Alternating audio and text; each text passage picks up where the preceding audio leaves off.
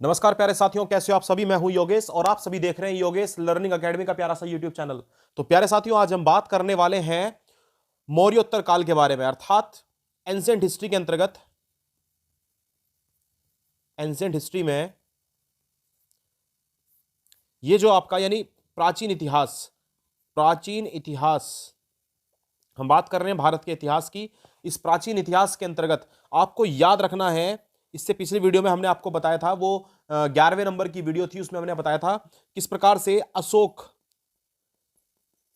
सम्राट अशोक ने किस प्रकार से राज किया है, उसके बारे में हमने आपको बताया था। हमने बताया था कि अशोक सम्राट के कौन कौन से अभिलेख किस किस स्थान पर हैं। और आज प्यारे साथियों, उसके बाद के काल के बारे में हम बात करने वाले हैं, अर्थात आज हम बात करने वाले हैं मौर्योत्तर काल के बारे में। मौर्योत्तर काल के बारे में। तो मौर्योत्तर काल को समझने के लिए भाई, मौर्योत्तर का मतलब होता है मौर्यों के बाद का जो काल रहा है। अच्छा, इसको मौर्यों के नाम से ही क्यों रिप्रेजेंट किया जाता है, यह बात भी सोचने की है। तो उसके पीछे का रीजन यह है कि भाई मगध पर ना सर्वाधिक शासन करने वाले अगर शासक हुए हैं तो वो कौन थे आपके, ये मौर्य साम्राज्य वाले ही थे, अर्थात चंद्रगुप्त मौर्य। इसके बेटे का नाम क्या था आप जानते हो, बिंदुसार। और बिंदुसार के बाद कौन आया, सम्राट अशोक। और बाकी छोटे छोटे शासक जो थे वो भी रहे यहां पर। आखिरी शासक कौन था, बृहदत्त, ये भी आपको पता है अच्छी तरह से, बृहदत्त। तो ये बातें मैं आपको बता चुका हूं बेहतरीन तरीके से, आपको इन बारे में अच्छी तरह से मालूम है। और जिसने भी अभी तक वो वीडियोस नहीं देखी हैं तो पीछे प्लेलिस्ट में जाकर के भी आप उन वीडियो को देख सकते हो, खोज सकते हो। एंशिएंट हिस्ट्री के नाम से आपको प्लेलिस्ट नजर आएगी, उसके अंदर आप मौर्य साम्राज्य या फिर मगध का उत्कर्ष नाम से भी इन चीजों को देख सकते हो। वहां पर आपको लगातार बहुत सारी वीडियो देखने को मिलेंगी। इसके अलावा प्यारे साथियों, आप जो है वो डिस्क्रिप्शन में देखेंगे तो लिंक आपको मिल जाएगा वीडियो का, वहां जाकर के भी आप उन पुरानी वीडियो को देख सकते हो। आज बात करने वाले हैं इसके बाद की, यानी अब मैं बात करूंगा यहां पर। आप याद रखेंगे कि जो मौर्य काल था ना, उसमें जो मौर्य काल था, जो क्षेत्रफल था वो 3 भागों में बटा हुआ था। एक भाग तो था ये वाला, इसको कहा जाता था नाभिकीय भाग, यानी ये था इनका न्यूक्लियस। इसके अलावा इसके बाद का जो भाग था, एरिया था, वो था आपका मुख्य भाग, यानी ये तो हो गई राजधानी, इसको तो हम राजधानी बोल देंगे, राजधानी पाटलिपुत्र है ना। और इसके बाद का ये एरिया वो है जो मगध का पूरा एरिया हुआ करता था, मगध को उसे कहा गया है मुख्य भाग। और उसके आसपास का ये जो इलाका होता था, इसको कहा जाता था दूरवर्ती क्षेत्र। तो ये बात भी आपके समझ में अच्छी तरह समझ में आ जानी चाहिए। मौर्य का जो काल था वो कैसा समाज था, यानी समाज कैसा था उस टाइम पर, तो आपको पता होगा कि मौर्य जो थे ना, अपने माता के नाम से उन्होंने इस साम्राज्य की स्थापना करी थी, यानी मौर्य वंश रखा था। मौर्य ये माता के नाम पर था, लेकिन समाज जो था वो पितृसत्तात्मक था। यह बात भी याद रखने लायक है, पितृसत्तात्मक मोस्ट इंपॉर्टेंट। इतिहास में केवल सिंधु घाटी सभ्यता ही ऐसी हुई है, सिंधु घाटी सभ्यता ही ऐसी हुई है जो मात्र सत्तात्मक हुई थी। उसके बाद सभी जो है वो पितृसत्तात्मक राज्य रहे हैं। इतनी बात भी आप अच्छी तरह से याद रखेंगे। इसके बाद क्या बात याद रखने लायक है, आप याद रखेंगे, मैंने आपको समाज बता दिया, समाज कैसा है, समाज पितृसत्तात्मक, याद रखेंगे। भाषा की बात करें कि भाई मौर्यों की भाषा कैसी थी, तो ये थी संस्कृत। क्या भैया संस्कृत सच में थी?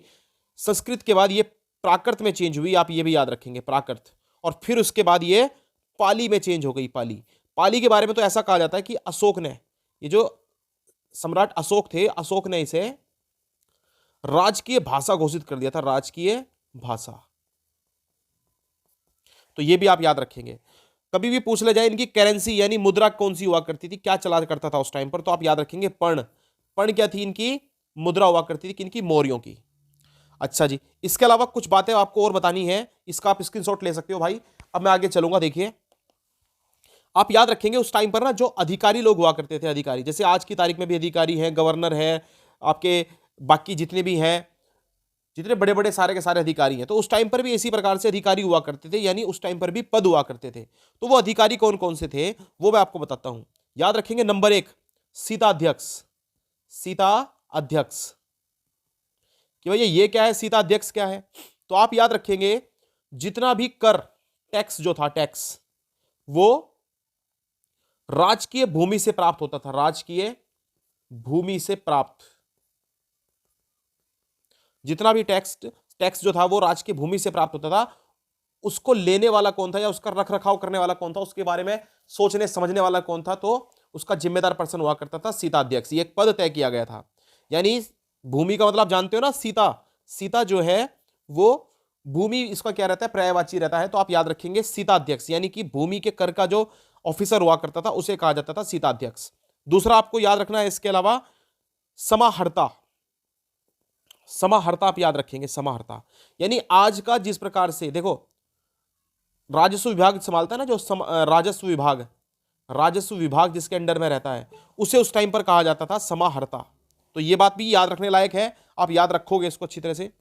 तीसरे की बात करें तो आप याद रखेंगे सन्निधाता। सन्निधाता कि भैया ये सन्निधाता क्या चीज है, तो आप याद रखेंगे कोषाध्यक्ष। कोषाध्यक्ष यानी जो आपका फाइनेंस का काम देखता था उसको, जैसे आज आरबीआई है या फिर आप कह सकते हो हमारे फाइनेंस मिनिस्टर हैं जैसे सीता निर्मला रमण जो है वो, उनके बारे में बात चलती है। तो उस टाइम पर ऐसे एक पद हुआ करता जिसे बोलते थे सन्निधाता। चौथे नंबर का पद आप याद रखेंगे ये होता था प्रदेशय। प्रदेशीय बोलते थे इसको। ये कौन सा विभाग होता था, ये होता था फौजदारी विभाग। फौजदारी विभाग, फौजदारी विभाग ये क्या क्या देखता था, तो आप याद रखेंगे लूट, चोरी, डाका, डाका तो लूट में आ गया, या फिर हत्या, इन सभी को कौन संभालने का काम किया करता था, आप कहोगे सभी देखता था आपका, ये देखता था प्रदेशय, प्रदेशय। अच्छा एक और रह गया आपका, उसको भी याद रखेंगे अच्छी तरह से, वो कौन था, आप याद रखेंगे नंबर 5 धर्मस्य। धर्मस्य का नाम याद रखना है। अभी धर्मस्य कौन है भाई, जितने भी दीवानी विभाग हुआ करते थे, यानी एक प्रकार का दीवानी विभाग था, जितने भी जमीन से संबंधित, जमीन से संबंधित मामले हुआ करते थे, जमीन से, भूमि से संबंधित, भूमि से संबंधित मामले कौन देखा करता था उस टाइम पर, आप कहेंगे धर्मस्य देखा करता था। तो ये हो गया आपका यहां पर कंप्लीट, कौन सा, ये हो गया मौर्य साम्राज्य खत्म। अब मौर्य साम्राज्य के बाद हम बात कर रहे हैं मौर्योत्तर काल के बारे में। तो यहां सबसे पहले प्यारे साथियों पढ़ने की आवश्यकता है सुंग वंश के बारे में। कौन सा वंश, सुंग वंश, सुंग वंश यानी सुंग डायनेस्टी के बारे में। सुंग डायनेस्टी का अगर कभी भी इतिहास पूछा जाए तो 185 बीसी से 73 बीसी तक रहा है, 73 बीसी तक। तो उम्मीद कर रहा हूं बात आपके समझ में अवश्य आई होगी। मैंने क्या बताया, सुंग वंश कब से कब तक रहा, 185 बीसी से लेकर के 73 बीसी तक। अच्छा जी, इसमें सबसे पहला शासक कौन था, आप याद रखेंगे जो मौर्य वंश था ना, मौर्य वंश का आखिरी शासक कौन था, मैंने आपको बताया मौर्य वंश का आखिरी शासक हुआ करता था आपका बृहदर्थ। बृहदर्थ ये मैं आपको बता चुका हूं। तो इस बृहदर्थ की हत्या कर दी थी, किसने करती थी, इसी के ही सेनापति नाम था पुष्यमित्र शुंग। पुष्यमित्र शुंग, और पुष्यमित्र शुंग ने ही स्थापना करी थी किसकी, शुंग वंश की। शुंग वंश का संस्थापक कौन था, संस्थापक। तो उम्मीद कर रहा हूं ये बात भी आपके समझ में जरूर आई होगी भाई। अच्छा जी, क्या बताया मैंने आपको कि शुंग वंश की स्थापना कर दी पुष्यमित्र शुंग ने। याद रखना ये पहला यहां पर जो था, अब कैसा साम्राज्य आ चुका था, ब्राह्मण साम्राज्य। ब्राह्मण साम्राज्य जो था वो मगध पर काबिज हो चुका था, मगध पर ब्राह्मण साम्राज्य। संस्थापक का नाम याद रखेंगे, कब से कब तक रहा ये पुष्यमित्र शुंग, तो पुष्यमित्र शुंग आप याद रखेंगे 185 बीसी से 149 बीसी तक। 149 बीसी तक कौन रहा, कौन राज करता है, शुंग वंश के संस्थापक अर्थात पुष्यमित्र शुंग यहां पर जो था वो राज करता है।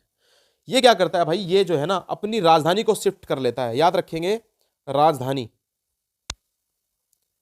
राजधानी ये पाटलिपुत्र से ना, पाटलिपुत्र से कहां लेकर के गए था, आप कहोगे विदिशा में। विदिशा, कि भैया विदिशा कहां पर है, ये आपका एमपी में पड़ता है विदिशा।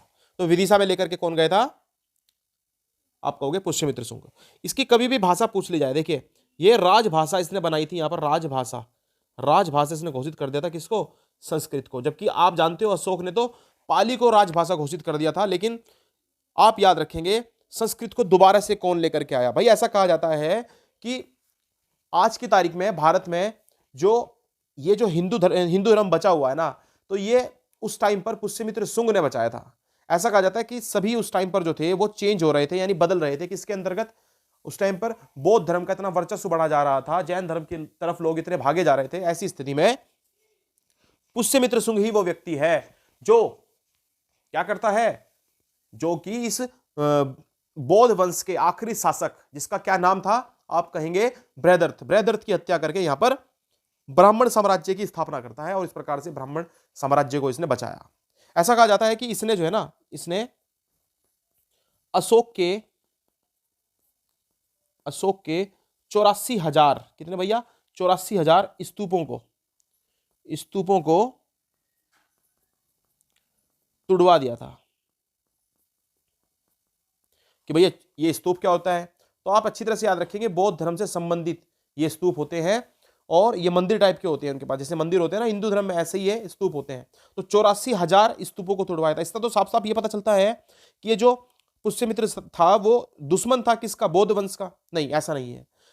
क्यों नहीं है, क्योंकि ये सिर्फ ये चाहता था कि किसी तरह से भारत के अंदर, भारत में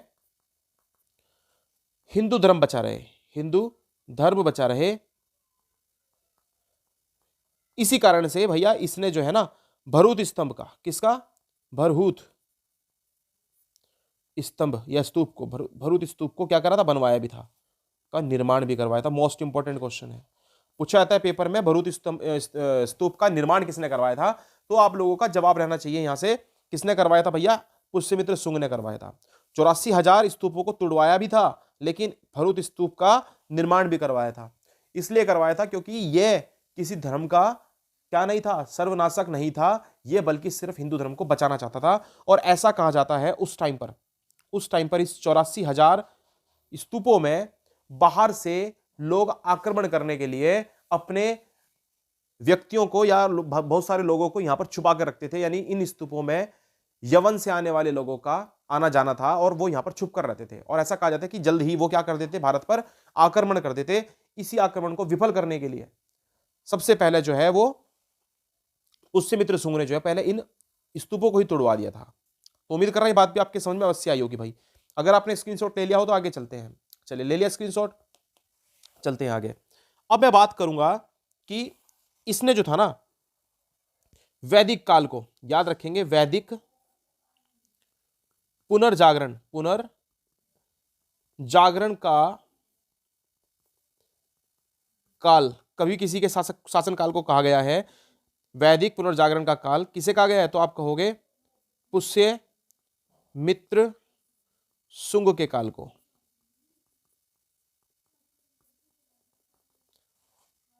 अच्छा जी, इसी के समय पर जो यूनान थे ना, या यवन थे, यवनों का आक्रमण हुआ। क्या हुआ, यवनों का आक्रमण हुआ। और किसका हुआ था, यूनान वालों से। याद रखेंगे यूनान से आया था कौन, ड्रेमिटियस। तो ये भी किसके समय पर आया था, पुष्यमित्र शुंग के समय पर ही आया था। याद रखेंगे अच्छी तरह से। और क्या याद रखने लायक बात है, आप याद रखेंगे भाई, इसी के दरबार में, यानी पुष्यमित्र शुंग के दरबार में पतंजलि रहा करते थे। पतंजलि कौन रहा करते थे, पतंजलि। कि भैया पतंजलि कौन है, ये पतंजलि वही पतंजलि हैं जिन्होंने रचना की है किसकी, योग की। किसकी की है, योग की रचना। आपने सुना ना बाबा रामदेव के बारे में, तो वो पतंजलि जो नाम से जो आपने सुना होगा प्रोडक्ट भी बेचते हैं, वो पतंजलि क्या है, वो पतंजलि हमारे पुष्यमित्र शुंग के यहाँ पर क्या हुआ करते थे, ब्राह्मण थे, कुल ब्राह्मण। और ये कुल ब्राह्मण जो थे वो उन्होंने लिखी है योग शास्त्र। मोस्ट इंपॉर्टेंट बुक है, पूछा जाता है कभी भी कि योग शास्त्र की रचना किसने की है, तो आप बताओगे पतंजलि ने। इसके अलावा एक और याद रखना है, महाभाष्य पूछा जाता है, महाभाष्य की रचना किसने की है, तो भी आप बताओगे पतंजलि ने। तो इतनी बातें उम्मीद कर रहा हूं आपके समझ में अवश्य आई होंगी। अच्छा, आपको याद ये रखना है, जो पतंजलि थे ना, पतंजलि ने ही 2 अश्वमेघ यज्ञ कराए थे। क्या कराए थे? 2 अश्वमेघ यज्ञ कराए थे। क्या कराए थे भाई? पतंजलि ने ही 2 अश्वमेघ यज्ञ कराए थे। किसके किसके समय पर कराए थे ये? आप याद रखोगे, पुष्यमित्र शुंग के समय पर, पुष्यमित्र शुंग के लिए। भैया ये क्या होता है अश्वमेघ यज्ञ? क्या होता है अश्वमेघ यज्ञ? क्या होता है भाई? तो आप याद रखेंगे, देखो क्या होता था उस टाइम पर ना, यज्ञ करा करके घोड़ा छोड़ दिया जाता था, और ये कहा जाता है कि ये घोड़ा जहां तक भी जाता था, समझ लो वहां तक का जो राज्य है वो उस राजा का रहेगा जिसके द्वारा वो घोड़ा छोड़ा गया है। और यदि कोई व्यक्ति रास्ते में उस घोड़े को पकड़ ले एक बार, या फिर उसे अपने कब्जे में करना चाहे, या उसे रोकना चाहे, तो ऐसी स्थिति में इसका अर्थ यह निकाला जाता था कि वो व्यक्ति चुनौती दे रहा है उस राजा को, और वो कहता है कि यह उसका राज्य नहीं है। ऐसी स्थिति में वो व्यक्ति फिर युद्ध करना होता था उस व्यक्ति को, उस राजा के साथ में। वो दूसरा राजा भी हो सकता था, कोई भी हो सकता था। तो ऐसी स्थिति में अगर कोई चुनौती स्वीकार करने के लिए तैयार है तो ही घोड़े को रोक सकता था। इसी को कहा जाता था अश्वमेघ यज्ञ।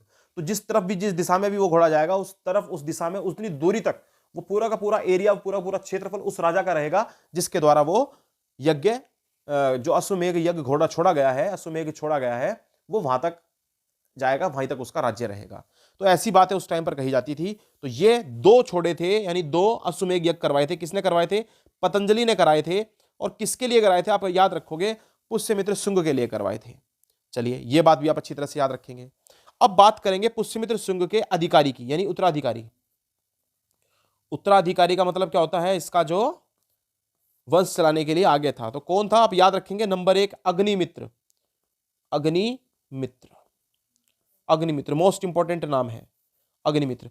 ऐसा कहा जाता है कि जो अग्निमित्र है ना, ये अग्निमित्र एक बार पुष्यमित्र शुंग ने इसको भेजा, कहां पर? विदर्भ में भेजा, विदर्भ में, विदर्भ युद्ध के लिए। और उस युद्ध में क्या हुआ? विदर्भ युद्ध में अग्निमित्र का सामना होता है किसके साथ में? यज्ञसेन के साथ में, यज्ञसेन। और यज्ञसेन को हरा करके इसकी जो बहन थी यज्ञसेन की, जिसका नाम था मालविका, मालविका, इस मालविका से प्रेम प्रसंग में पड़ जाते हैं कौन? अग्निमित्र। और इन दोनों के प्रेम प्रसंग से प्रभावित होकर के कालिदास ने रचना करी है। किसकी? कालिदास की एक पुस्तक है, याद रखेंगे, Malavika, Malavika Agnimitra. Agnimitra most important book है भाई, मालविका अग्निमित्र। पूछ लिया जाए कभी भी, मालविका अग्निमित्र जो है वो किसकी पुस्तक है? तो प्यारे साथियों, आपका जवाब रहना चाहिए, ये थी कालिदास की। किसकी थी? कालिदास, कालिदास इसके राइटर हैं। और किसके लिए लिखी थी? अग्निमित्र और यज्ञसेन की जो बहन थी मालविका, उन दोनों के लिए। चलिए, उम्मीद करता हूं ये बात आपके समझ में अवश्य आई होगी, मोस्ट इंपॉर्टेंट है। अब इसके बाद मैं बात करने वाला हूं कि उसके बाद ज्यादा बेहतरीन शासक नहीं बचे किसके? शुंग वंश के। तो जो जो थे, जैसे पहले तो आपको बताया पुष्यमित्र शुंग, पुष्यमित्र शुंग। उसके बाद आया अग्निमित्र। अग्निमित्र के बाद आप नाम याद रखेंगे वसुज्येष्ठ, वसुज्येष्ठ। वसुज्येष्ठ के बाद आपको याद रखना है वसुमित्र। वसुमित्र के बाद आप याद रखेंगे देवभूति, देवभूति। और देवभूति ही आखिरी शासक था। कौन था? आखिरी शासक। शुंग वंश का आखिरी शासक कभी पूछा जाए तो आपका जवाब रहेगा देवभूति। चलिए, इतनी बात भी आप अच्छी तरह से याद रखेंगे। अब ऐसा कहा जाता है कि भैया इसने जो अग्निमित्र है ना, इसने एक बार कलिंग के विरुद्ध भी जो है ना, कलिंग, कलिंग कहां पड़ता है आपका? उड़ीसा में, उड़ीसा। कलिंग के विरुद्ध भी अभियान किया था, कलिंग के विरुद्ध अभियान चलाया था इसने। और इस टाइम पर यहां का राजा कौन था कलिंग का? तो आप याद रखेंगे चेदी, चेदी, ये इसको कलचुरी के नाम से भी जाना जाता था, कलचुरी। तो ये बात आपको याद रखनी है। और ये वंश था यहां पर। और राजा का नाम क्या था? राजा कहीं पूछ लिया जाए, या फिर संस्थापक कभी पूछ लिया जाए, तो आप याद रखेंगे महामेघ, महामेघवाहन। चलिए, मोस्ट इंपॉर्टेंट है, आप अच्छी तरह से याद रखेंगे। कभी भी पूछ लिया जाए कि चेदी वंश का सबसे प्रतापी राजा कौन था, चेदी वंश का सबसे प्रतापी राजा, तो ये कौन था, आप याद रखेंगे खारवेल। खारवेल के बारे में कई बार जिक्र चलता रहता है। तो खारवेल, ये वही खारवेल है जिसने हाथी गुम्फा अभिलेख लिखा है। अभिलेख पूछ लिया जाता है ना कई बार, हाथी गुम्फा अभिलेख किसने लिखा है, तो आप कहोगे ये लिखा है खारवेल ने। और खारवेल कौन था, चेदी वंश का सबसे प्रतापी शासक था। अच्छा, कभी पूछ लिया जाए हाथी गुम्फा अभिलेख जो है वो कौन सी भाषा में लिखा गया है, तो आप याद रखेंगे प्राकृत भाषा में लिखा गया है। चलिए, इसमें है क्या आखिर, इस हाथी गुम्फा अभिलेख में किस बात का जिक्र है, तो आप याद रखेंगे यहां पर है कलिंग प्रशासन का जिक्र, कलिंग प्रशासन का जिक्र। ठीक है, इसी में सबसे पहले जो है ना खारवेल का, ये जो खारवेल का, या फिर मैं कह सकता हूं हाथी गुम्फा अभिलेख जो है ना, अभिलेख में भारत वर्ष का सबसे पहले उल्लेख मिलता है, सबसे पहला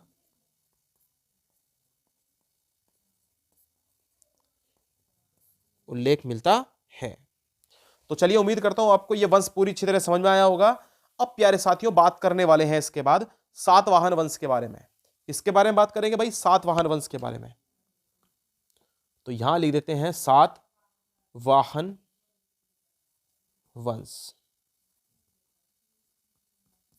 सातवाहन वंश भाई, सातवाहन वंश में ऐसा कहा जाता है कि टोटल जो है ना, इसके बारे में यह नहीं कहा जा सकता कि आखिर कौन कौन से राजा, यानी इसके जो है ना उस टाइम पर ऐसे ऐसे राजा हुए जिन्होंने कुछ ज्यादा इसके बारे में लिखवाया नहीं, यानी इतिहास को ही नहीं लिखवाया है, यानी दर्ज नहीं करवाया। भाई आप कहते हो कि भारत के अंदर जो है वो अंग्रेज आए, 200 वर्षों तक राज करके गए, तो वो कहीं ना कहीं इतिहास में दर्ज है ना, वो मिलता है, इसलिए उसके बारे में अच्छी तरह से हम बता सकते हैं कि किसके बाद कौन आया। इसी तरीके से जो मुगल शासक थे वो अपने साथ में बाहर से क्या लेकर के आए थे, शुरू में ही अपने साथ इतिहासकार लेकर के आए, उन्होंने लिखा, यहाँ पर उन लिखवाई जो बातें उन्होंने करी वो लिखवाई, इस प्रकार से उनका भी क्या मिल जाता है हमको, उनके भी एविडेंस मिल जाते हैं इतिहास में। लेकिन कभी भी आपसे पूछा जाए सातवाहन वंश, या फिर इसका दूसरा नाम हुआ करता था आंध्र सातवाहन वंश, तो कभी इनके बारे में पूछ लिया जाए तो इनका तो इतिहास ही नहीं मिलता ज्यादा। लेकिन ऐसा कहा जाता है कि भारत में ये 300 वर्षों तक जो है इन्होंने राज किया, 300 वर्षों तक, जो कि बहुत बड़ी एक टाइम है, बहुत बड़ी अवधि है। तो 300 वर्षों तक इन्होंने राज करा। इनकी कभी भी भाषा पूछ ली जाए, भाषा कौन सी रही, तो लैंग्वेज, भाषा रही इनकी प्राकृत, यानी प्राकृत भाषा। धर्म कौन सा रहा इनका, धर्म याद रखेंगे, धर्म इनका रहा है भाई आपका ब्राह्मण धर्म, ब्राह्मण धर्म, ये भी आप याद रखेंगे। अच्छा जी, इनकी राजधानी का नाम पूछ ले जाए कभी भी, राजधानी, कि भैया इनकी राजधानी कौन सी हुआ करती थी, राजधानी, तो राजधानी आप याद रखेंगे प्रतिष्ठान, या फिर इसको पैठान के नाम से भी जाना जाता है। कहां पड़ती है जगह, दक्षिण भारत में है, दक्षिण भारत में, ठीक है, यानी दक्षिण महाराष्ट्र की तरफ बात करें तो महाराष्ट्र। अच्छा जी, याद रखेंगे ये जो जगह पूछ ले जाए कौन सी नदी के किनारे है, तो आप याद रखेंगे गोदावरी नदी पर, गोदावरी नदी पर है। कभी भी पूछ ले जाए कि सातवाहन वंश का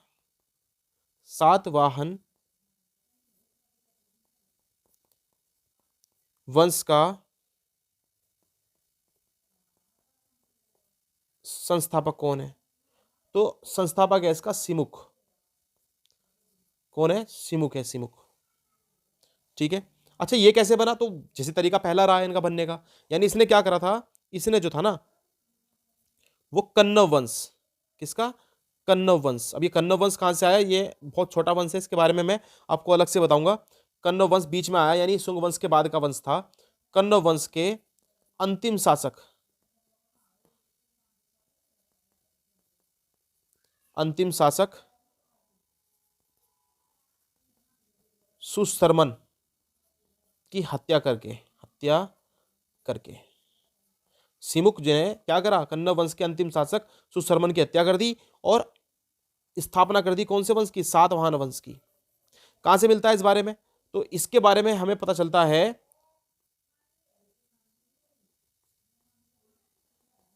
नागनिका अभिलेख से, नागनिक अभिलेख से, या फिर इसको कहा जाता है नासिक अभिलेख, नासिक अभिलेख, या इसी बारे में जिक्र मिलता है आपका हाथी गुम्फा अभिलेख, हाथी गुम्फा अभिलेख। इन तीनों ही बातों से इसका क्या मिलता है, जिक्र मिलता है, एविडेंस मिलता है। ये बात भी आप याद रखेंगे। तो चलिए साथियों, आज के लिए इतना काफी है। सातवाहन वंश को यहीं पर छोड़ देते हैं, आगे इसके बारे में अवश्य बात करेंगे नेक्स्ट वीडियो में। फिलहाल आप सभी जो है वो लगातार मेहनत करते रहिए, इसी प्रकार से पढ़ते रहिए और आगे बढ़ते रहिए। चलिए, धन्यवाद प्यारे साथियों।